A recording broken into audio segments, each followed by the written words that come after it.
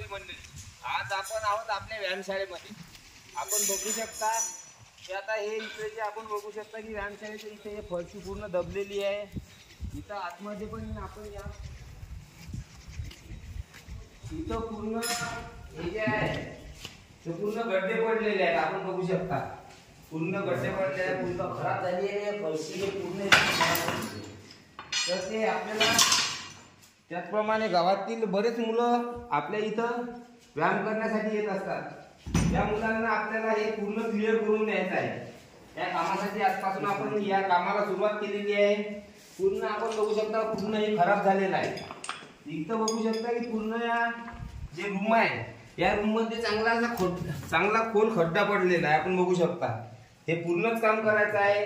यासोबत आपल्याला सदर आपल्या व्यायामशाळेची कलरिंग वगैरे हे पूर्ण करून जे आपल्या गावातील जे तरुण मुलं आहेत त्यांच्यासाठी हा जी व्यायामशाळा आहे ही आपल्याला व्यवस्थित करून द्यायची आहे।